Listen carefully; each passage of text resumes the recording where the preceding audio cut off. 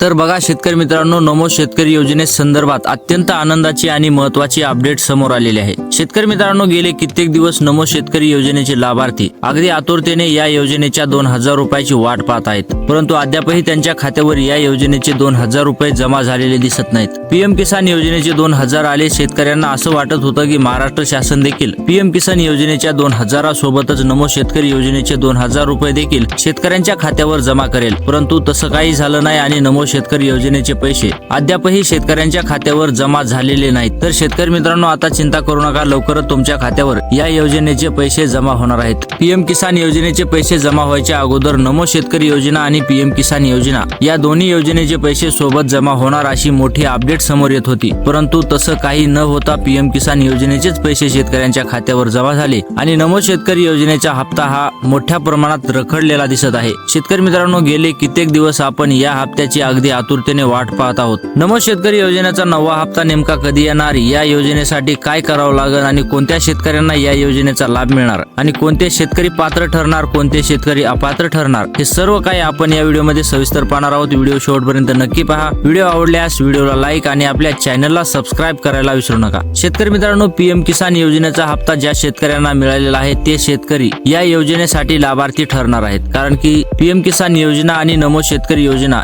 या दोन्ही योजना पाहायला गेलं तर सारख्याच आहेत। पीएम किसान योजनेच्या धर्तीवरच नमो शेतकरी योजना ही सुरू केलेली आहे। तर शेतकरी मित्रांनो, पीएम किसान योजनेचा हप्ता ज्या शेतकऱ्यांना मिळालेला आहे त्या शेतकऱ्यांना नमो शेतकरी योजनेचा देखील हप्ता मिळणार आहे असं अपडेट समोर येत आहे। परंतु शेतकरी मित्रांनो, काही निकष देखील महाराष्ट्र शासनाने लागू केलेले आहेत। कोणते आहेत ते निकष आणि काय करावं लागेल शेतकऱ्यांना जेणेकरून त्यांना नमोचा 9वा हप्ता मिळेल? शेतकरी मित्रांनो, सर्वात प्रथम तुम्ही तुमची ई-केवायसी करून घ्या, जेणेकरून तुमच्या खात्यामध्ये या नमो शेतकरी योजनेचा 9वा हप्ता जमा व्हायला कोणतीही अडचण येणार नाही। ई-केवायसी ची शेवटची तारीख 30 तारीख आहे, त्याच्या अगोदर तुम्ही केवायसी करून घ्या, जेणेकरून तुम्हाला कोणतीही अडचण येणार नाही। दुसरी आणि महत्त्वाची गोष्ट म्हणजे तुमचं आधार लिंक बँक खात्याशी जोडून घ्या। तुमचं बँक खात्याशी आधार लिंक केलं की तुम्हाला कोणत्याही प्रकारची अडचण येणार नाही आणि थेट डीबीटीच्या मार्फत तुम्हाला पैसे जमा होतील तुमच्या खात्यामध्ये। तर शेतकरी मित्रांनो, तिसरी आणि महत्त्वाची गोष्ट म्हणजे तुमची फार्मर आयडी असणं खूप महत्त्वाचं आहे। जर तुमची फार्मर आयडी नसेल तर तुम्ही त्वरित फार्मर आयडी काढून घ्या। तुम्हाला